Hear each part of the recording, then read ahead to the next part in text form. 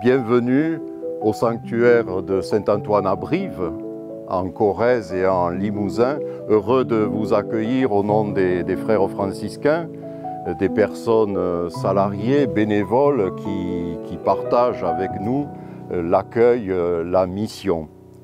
Voilà, heureux de vous accueillir dans cette terre si belle qu'a foulé un des plus grands saints populaires de l'histoire de l'Église, Saint-Antoine de Padoue, Saint-Antoine de Brive, Saint-Antoine de Lisbonne. Et comme le disait le pape Léon XIII, le saint de tout le monde. Alors cela peut paraître un défi de raconter l'histoire de Saint-Antoine, l'histoire du pèlerinage, tellement le merveilleux et la vérité historique s'entremêlent, mais risquons cette aventure et nous voilà partis pour découvrir la belle figure du fils du Portugal. En effet, Antoine a été baptisé Fernando.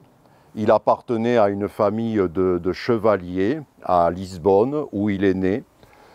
Son père s'appelait Martin. Alors une tradition nous dit qu'il serait un descendant de Godefroy de Bouillon, qui était le chef de la première croisade, le premier roi de Jérusalem. Sa mère s'appelait Maria Teresa Tavera. Il avait un frère, Dom Pedro, et deux sœurs, Donna Felicienne et Donna Maria. Il va grandir dans un contexte religieux, catholique. Il va faire toute sa scolarité à l'école cathédrale de Lisbonne. En effet, la famille habitait tout près de la cathédrale et nous pouvons voir encore aujourd'hui les fonts baptismaux où il a été baptisé. Et la maison natale est devenue une église.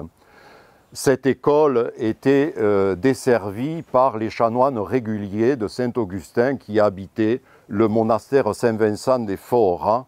C'étaient des hommes saints, érudits, priants, qui avaient une vie de communautaire, selon Saint-Augustin, une vie de ministère, mais surtout le souci d'enseigner, de transmettre la parole de Dieu, les valeurs morales chrétiennes aux enfants riches comme aux enfants pauvres. Donc, Fernando va faire toute sa scolarité. On nous dit qu'il était un esprit curieux, un esprit brillant. Il était marqué par cette quête de connaissance, une véritable culture générale, et il va s'épanouir dans ce contexte religieux, au point qu'à l'adolescence, il va ressentir dans son cœur un appel profond à être lui aussi religieux. Il va rentrer chez les chanoines de Saint-Augustin, à Lisbonne, où il va vivre 2 ans, et il va découvrir toutes les matières qui forment, on pourrait dire comme aujourd'hui un séminariste, la philosophie, la théologie, l'étude des pères de l'Église, les langues anciennes. Mais ce qui va caractériser vraiment Fernando, le futur Saint-Antoine de Padoue, c'est son amour, sa passion pour la parole de Dieu. Lui-même disait qu'il lisait la Bible, il étudiait la Bible jour et nuit, cherchant à connaître les sens profonds de l'Écriture. Alors, il va rester 2 ans au monastère de Lisbonne. Sa famille, mais surtout ses amis, venaient trop le déranger. Alors, il s'en ouvre aux prieurs et il va demander à changer de monastère, de communauté, et il va être envoyé dans la très belle ville de Coimbra, qui à l'époque était quasi la capitale, une ville industrielle très commerçante, cosmopolite, une ville universitaire. Et là, il va rejoindre les chanoines de Saint-Augustin au monastère de Sainte-Croix, où il va vivre à peu près 8 ans. Il va parfaire toute sa formation, sa scolarité à travers les sciences religieuses, les sciences humaines. C'était quelqu'un, encore une fois, qui était ouvert à tous les domaines de la connaissance, et cette culture immense lui servira dans l'avenir, notamment à travers ses prédications, à travers ses sermons. Et c'est à Coimbra, au monastère, qu'il sera ordonné prêtre. C'est aussi là, au cœur de cette communauté, qu'il va voir arriver des frères franciscains, les frères mineurs, qui étaient envoyés par saint François d'Assise au Portugal. Ils étaient sous la protection du roi du Portugal, Alphonse II. Leur mission était d'évangéliser, et entre autres d'évangéliser les musulmans, les Sarrasins, au Portugal, dans le sud de l'Espagne et aussi au Maroc. Fernando va être extrêmement marqué par la pauvreté de ses frères, lui qui vit dans un monastère très cossu, très riche. La radicalité évangélique des frères mineurs va l'impressionner, le marquer. Il va se poser des questions aussi sur François d'Assise, qui est cet homme, qui est ce fondateur. Et parmi les frères qu'il a accueillis, 5 frères vont mourir martyrs à Marrakech. Et c'est le frère du roi du Portugal qui se trouvait au Maroc qui va organiser le rapatriement des restes mortels de ces martyrs qui vont être inhumés dans l'église du monastère Saint-Vincent. Et cet événement marque profondément aussi Fernando. Et dans son cœur, il décide de quitter les chanoines de Saint-Augustin et de rejoindre les franciscains. Parce qu'il disait, je veux moi aussi vivre cette vie radicale, suivre le Christ crucifié. Il est accueilli par les frères qui vivaient dans un ermitage en dehors de Coimbra, et cet ermitage était sous le patronage de saint Antoine du Désert, IVe siècle, qui avait fondé le monachisme en Égypte. Et Fernando avait une grande vénération pour ce saint. Et quand il fait sa profession religieuse, il prend le prénom d'Antoine, il devient frère Antoine. Et lui aussi demande à partir comme missionnaire, ce qui est accepté. Il va partir avec le frère Philippe, donc à travers le Portugal, à travers l'Espagne, et ils arrivent aussi à Marrakech. Mais il ne va pas avoir la même destinée que les autres frères. Là, il tombe gravement malade. Alors nous savons, après l'étude très sérieuse de ses restes mortels à Padoue, qu'il était atteint de la malaria. Il est complètement anéanti, fiévreux. Il y a cette belle expression, rentrant en lui-même. Il prie, il se place sous le regard de Dieu et il dit au frère Philippe, rentrons au pays. Or, ils prennent le bateau, mais une tempête déporte l'embarcation vers la Sicile. Ils accostent à Messine. Antoine, évidemment, est très fatigué. Et là, il découvre que déjà des frères mineurs évangélisent la Sicile, le sud de l'Italie. Les frères vont bien sûr l'accueillir.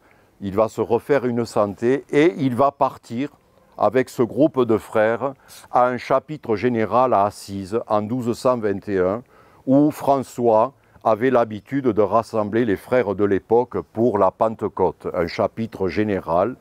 Il partage évidemment la vie des frères, très probablement qu'il a vu Saint François, qu'il l'a écouté, peut-être même rencontré de près, mais au sortir de ce chapitre général, il n'a pas d'affectation particulière, et c'est un frère qui le remarque, le provincial de Romagne, le frère Gratien. Ils discutent, très probablement en latin, et à un moment donné, le frère Gratien lui demande s'il est prêtre. Et frère Antoine répond « Oui, je suis prêtre » et il explique. Et le frère Gratien lui dit « Cela tombe bien parce que dans ma province, il y a un ermitage où se trouvent des frères, mais parmi eux, il n'y a pas de prêtre. » Donc frère Antoine va partir avec ce groupe donc en Romagne et il va vivre la vie très spartiate, très rude des ermitages. Hein. On dit qu'il nettoyait les écuelles, il balayait les grottes, il passait de longues heures en prière, en contemplation, récitant les offices avec les frères. Jusque-là, les frères ne remarquent que son humilité, sa simplicité, jusqu'au jour où ont lieu des ordinations de prêtres franciscains et dominicains. Et là, il lui est donné l'opportunité de prêcher. Et il prêche avec une telle foi, une telle intensité, une telle conviction évangélique, laissant transparaître toutes ses connaissances bibliques et autres, que, comme nous disons aujourd'hui, l'auditoire est scotché. Et cela arrive aux oreilles de Saint François qui va lui envoyer un petit mot, une petite lettre, en lui disant à frère Antoine, mon évêque, alors Antoine n'était pas évêque, mais François reconnaît le maître en théologie, et il lui dit, il me plaît que tu lises la théologie sacrée aux frères, pourvu que dans l'étude de celle-ci, cela n'éteigne pas l'esprit de sainte oraison et de dévotion comme cela est écrit dans la règle. Va bien, François. C'est une façon de donner un certain aval au frère Antoine pour qu'il soit prédicateur, surtout à une époque où, en Italie et dans le sud de la France, sévissent de nombreuses hérésies, comme les Vaudois, les Patharins, les Cathares, voilà. Et les papes demandaient à ce qu'il y ait des prédicateurs chevronnés, bien formés, qui puissent prêcher aux populations, souvent ignorantes, pour les éclairer sur la véritable doctrine de l'Église, pour les recentrer sur l'Évangile et sur le Christ.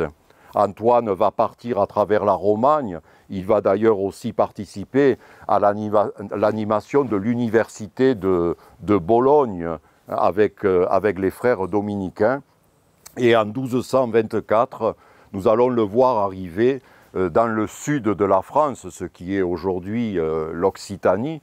Alors on sait qu'il était présent à un chapitre de frères à Narles, où il a prêché sur le mystère de la croix. C'est au cours d'ailleurs de ce chapitre qu'il y aura une apparition de Saint François stigmatisé qui bénit les frères. Antoine, qui avait aussi le charisme de fondateur, qui partait avec des frères, va fonder un couvent à Montpellier, une école de théologie et un noviciat.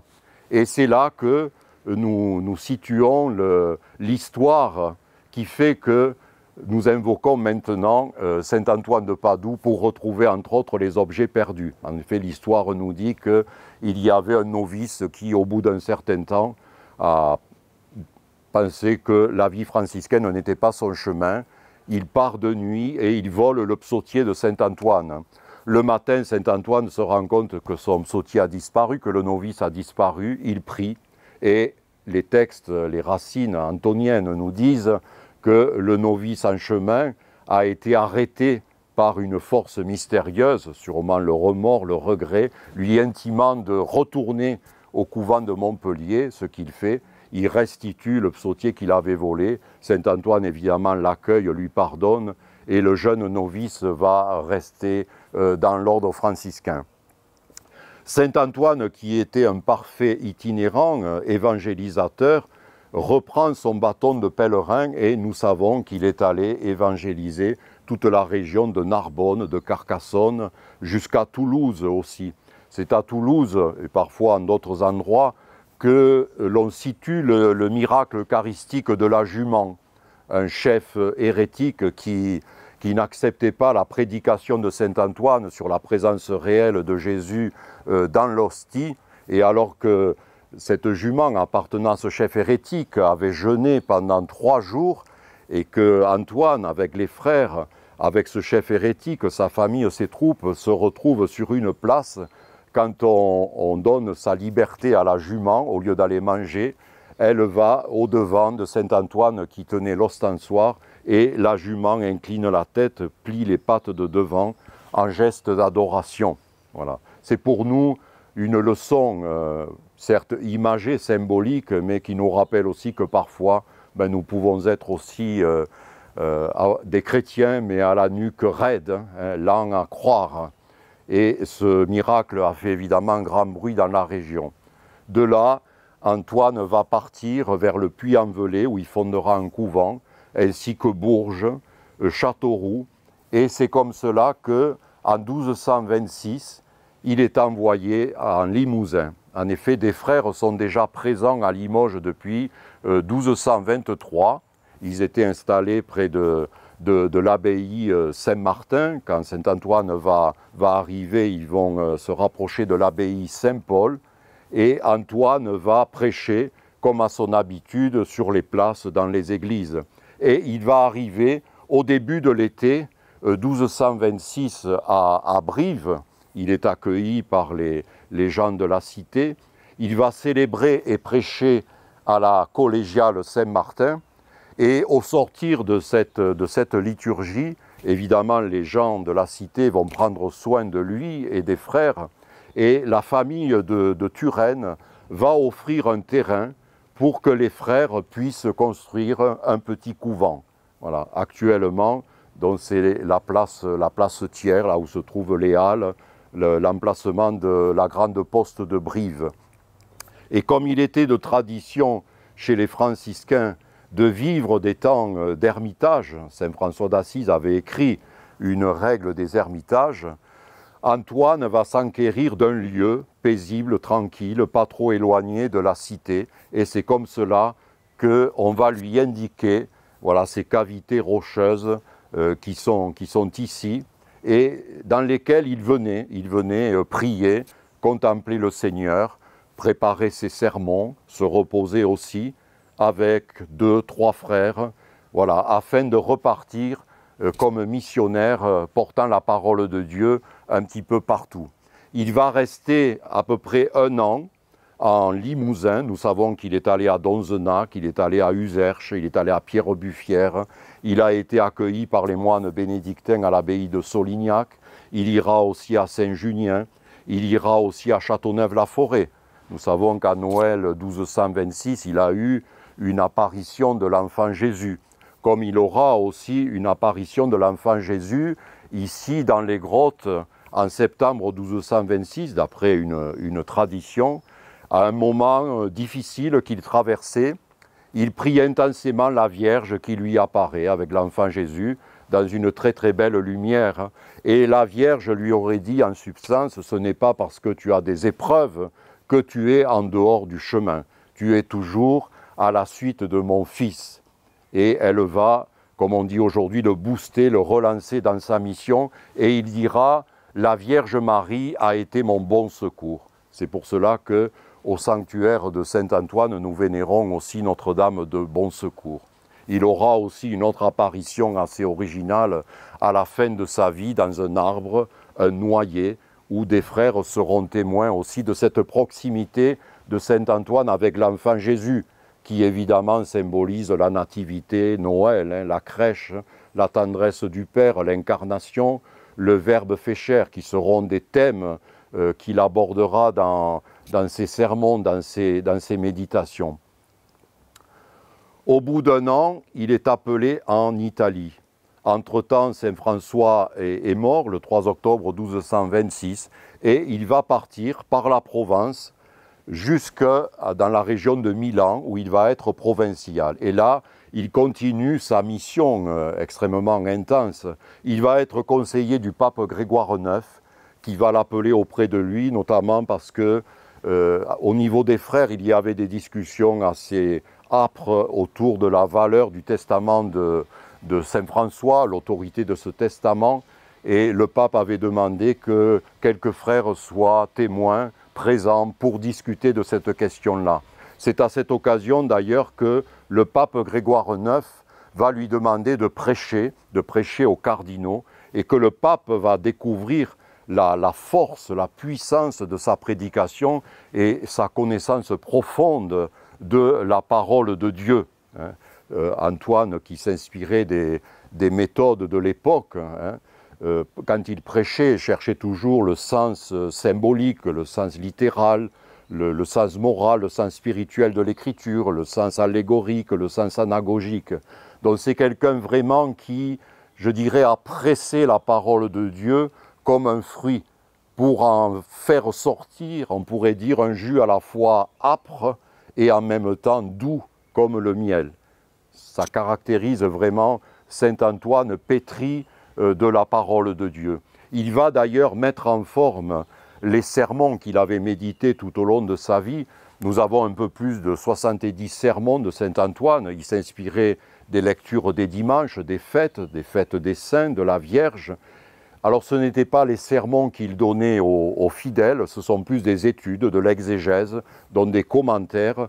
Son souci était de former des frères prédicateurs afin justement que des missionnaires soient envoyés à travers les cités, les villages, les bourgs, les régions, pour annoncer la parole de Dieu, la doctrine de l'Église, puisque saint Antoine était aussi un fervent amoureux de l'Église et très imprégné de la doctrine de l'Église qu'il défendait dans ses sermons. Les thèmes, par exemple, de la foi, de la conversion des mœurs, la vie éternelle étaient des thèmes qui revenaient régulièrement dans ses sermons. Et sa parole était évidemment incisive et perçait les cœurs, ce qui provoquait des conversions, des retournements et des guérisons, parce que l'Esprit Saint agissait à travers lui. Donc toujours en cette fin de vie extrêmement intense, il va inaugurer ce que nous appelons aujourd'hui les prédications de Carême. Le fameux Carême à Padoue de 1231 où des milliers de personnes viennent l'écouter. Toutes les classes sociales sont là, depuis les mendiants jusqu'aux princes, les prélats, tellement marqués, impressionnés par la puissance de sa parole, où l'évangile transparaît. C'est un peu un autre Christ, c'est un prophète qui est là. On dit avec humour que de braves dames lui couraient derrière avec des paires de ciseaux pour couper des morceaux de sa bure, pour avoir des reliques. Et en effet, à cette époque-là, Antoine était un saint vivant qu'il fallait protéger. Au sortir de ce carême de 1231, il est complètement épuisé et il va demander à se retirer dans la propriété d'un ami, le comte Tizot, une propriété qui s'appelle Campo San Piero, où il a élu domicile avec deux autres frères, les frères Luc et Roger. Et c'est là que le vendredi 13 juin 1231, malaise cardiaque au moment du repas de midi. Donc il est très très mal, les frères sont inquiets.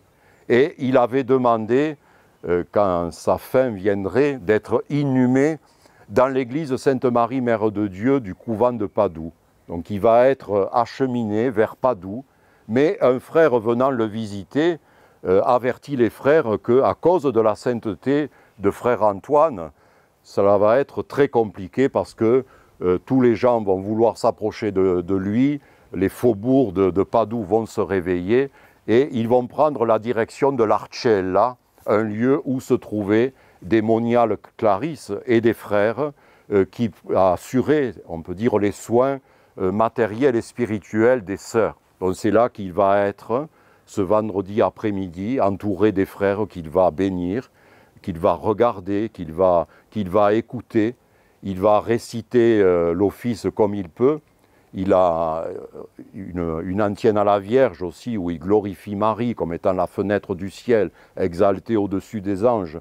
Transparaît aussi sa forte dévotion mariale. Et à un moment donné, il a le visage tellement lumineux que le frère Luc, qui est à côté de lui demande qu'est-ce qui se passe. Et il dit « Je vois mon Seigneur ». Et à ce moment-là, il rend son âme à Dieu. Et les ennuis commencent. Les ennuis commencent parce que tout le monde veut garder le corps. Donc c'est la révolution à Padoue, dans les communautés, dans les faubourgs. Le podestat, dont le maire est obligé d'envoyer des gardes, de faire bâtir des barrières de protection. L'évêque aussi est perturbé par cette révolution. Le provincial des franciscains arrive et finit par apaiser un petit peu tout le monde. Et les obsèques de Saint-Antoine seront célébrées, j'allais dire en majesté, le mardi 17 juin 1231, avec une foule considérable de gens qui viennent le prier, le remercier. De nombreux miracles d'ailleurs sont authentifiés ce jour-là. Des miracles qui ont la saveur de l'évangile, c'est-à-dire que des gens touchant le corps, la civière, sont instantanément guéris. Des boiteux se mettent à marcher, des aveugles voient, des sourds entendent, des fiévreux, des goutteux sont guéris, des conversions s'opèrent, au point que cela arrive aux oreilles et au cœur du pape Grégoire IX, qui n'est pas étonné, vu qu'il avait déjà eu Saint-Antoine près de lui. En effet, beaucoup de groupes vont se constituer et demander la canonisation de Saint-Antoine. Le processus va se mettre très très vite en route, au point que Saint-Antoine sera déclaré saint le 30 mai 1232 dans la cathédrale de Spolète, sous la présidence du pape Grégoire IX, et inscrit au calendrier liturgique le 13 juin. Alors évidemment, on va s'intéresser encore plus à sa vie, on va rechercher les traces de son passage, rencontrer des témoins. Son culte va se développer, va se déployer jusqu'à devenir universel aujourd'hui dans tous les 4 coins du monde. C'est bien rare si nous ne rencontrons pas une statue de Saint Antoine, une image, une prière, des gens qui témoignent que Saint Antoine est pour eux un ami, un compagnon, un guide. Et nous ici, les frères au sanctuaire de Brive, nous sommes témoins de beaucoup de personnes qui viennent se confier à Saint Antoine parce qu'ils voient en lui un puissant intercesseur auprès de Dieu. Alors bien sûr que nous pouvons perdre les clés de la voiture, hein, les clés de la maison, un portable, un ordinateur, mais comme j'aime dire aux pèlerins, nous perdons aussi l'amour, nous pouvons perdre l'amitié, nous pouvons perdre un être cher, nous pouvons perdre la santé, une profession, un métier, nous pouvons perdre le sens de la vie, la foi, donc beaucoup de choses peut-être plus immatérielles mais tellement importantes. Et cette foi des pèlerins est quand même extraordinaire de dire que par l'intercession de Saint Antoine de Padoue, de Notre-Dame de Bon Secours, Dieu est à l'écoute et Dieu, par l'Esprit Saint, agit dans les cœurs. Alors, Brive va évidemment connaître un afflux de pèlerins. Dès 1232-1233, on va voir des pèlerins qui viennent prier au couvent en ville ou ici aux grottes. Et au gré des siècles, les diocèses, les paroisses, les régions, les pays vont organiser des pèlerinages au point que, au XIXe siècle, au début du XXe siècle, le sanctuaire de Saint Antoine sera reconnu comme étant le centre antonien de France. On voit des pèlerinages alsaciens, lorrains, belges, allemands. Voilà, beaucoup de personnalités vont aussi venir prier. Il suffit de citer Louis XI, le duc de Berry, le duc de Navarre, voilà, pêle-mêle, le général de Gaulle, Angelo Roncalli, le futur Jean XXIII, M. Edmond Michelet, évidemment, chef de la Résistance, le cardinal Marty, le frère Marie-Antoine Capucin de Lavore, qui a prêché un chemin de croix ici avec plus de 2000 tertiaires franciscains. Donc un lieu qui s'est extrêmement développé et avec l'amitié qui nous lie aussi à la municipalité de Brive, avec toutes les personnes civiles, militaires qui soutiennent l'effort, la mission du sanctuaire. Et nous devons reconnaître aussi que la proximité de la gare SNCF a contribué à ce que de nombreux pèlerins viennent ici, notamment à l'époque où des trains entiers allaient à Lourdes ou revenaient de Lourdes. Il y avait pour la plupart une halte ici où des centaines de pèlerins venaient déposer leur intention de prière. Alors aujourd'hui, la mission franciscaine, encore une fois portée par les frères, par les personnes qui nous aident, continue à travers tous les temps forts qui jalonnent la vie du sanctuaire. Il suffit de citer évidemment en octobre la fête de Saint François d'Assise, l'entrée dans le temps de l'Avent avec les 24 heures pour Dieu, ce temps très fraternel et convivial au moment de Noël où nous accueillons toujours quelques personnes qui vivent les fêtes de la Nativité, cette belle journée aussi en janvier vécue autour de la galette des rois avec les bénévoles, les amis de Saint Antoine, l'entrée dans le temps de Carême, la Semaine Sainte qui est un temps de retraite, de ressourcement spirituel, les fêtes évidemment de l'Ascension de Pentecôte, la fête de Saint Antoine de Padoue que nous déployons sur plusieurs jours, où beaucoup de personnes aussi viennent partager ce grand moment de chrétienté, de lumière, de feu. Et d'ailleurs, c'est à cette occasion que nous brûlons toutes les intentions de prière qui ont été écrites et qui sont glissées dans les anfractuosités de rochers, des grottes, ou qui sont déposées dans la corbeille qui se trouve à l'église. C'est une communion qui est très émouvante parce que voilà, ces prières représentent toutes celles qui ont été déposées par ces pèlerins, ces anonymes qui viennent au gré de l'année confier à Saint Antoine, à Notre-Dame de Bon Secours, tout ce qu'ils portent dans leur cœur comme action de grâce, mais aussi comme demande, comme intercession, comme supplication aussi. Nous savons que les personnes qui passent ici arrivent, comme on dit, cabossées, hein, blessées, avec des épreuves lourdes, des drames. Et les frères, les personnes qui sont là, sont aussi des témoins de la miséricorde de Dieu, du pardon de Dieu, de l'amitié de Dieu auprès de toutes ces personnes. Et le sanctuaire, par nature, par essence même, est un lieu ouvert à tous, où on se sent bien et où beaucoup de personnes trouvent la paix, le réconfort, la lumière, une solution, voilà, une voie, un chemin. Et il faut savoir aussi que saint Antoine de Padoue est aussi celui qui fait trouver l'âme sœur. Il y a beaucoup de personnes qui viennent ici pour trouver l'ami, le compagnon, la compagne de vie. Au Portugal, il est dit le faiseur de mariage. Hein.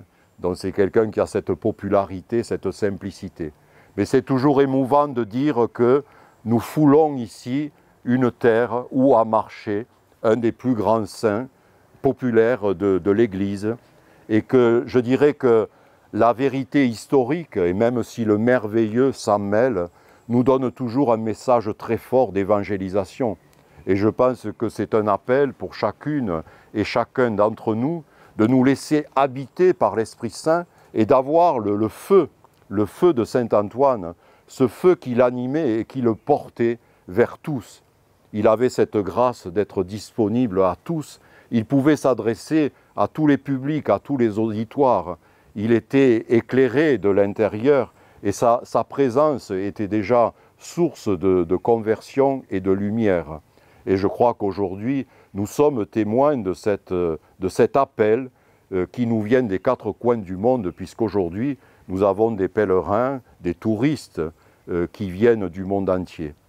Alors nous faisons partie actuellement de l'association Ville Sanctuaire de France, qui est un précieux partenariat avec l'office de tourisme de la ville, ce qui nous permet aussi d'accueillir d'autres publics, d'autres personnes. Et il est toujours très intéressant de voir la démarche de personnes qui arrivent plus pour le côté patrimoine, le côté culturel, mais qui se laissent progressivement habiter par l'Esprit Saint et découvrent cette profondeur évangélique, je dirais, qui suinte des falaises avec l'eau de ruissellement, cette présence de l'Esprit Saint qui ne nous a jamais quittés, et cela depuis bientôt 8 siècles. En effet, les frères ont traversé cette longue période. Alors les frères sont venus au sanctuaire à la moitié du XIVe siècle, quand les pèlerins étaient de plus en plus nombreux, dont des frères ont été détachés du couvent de Brive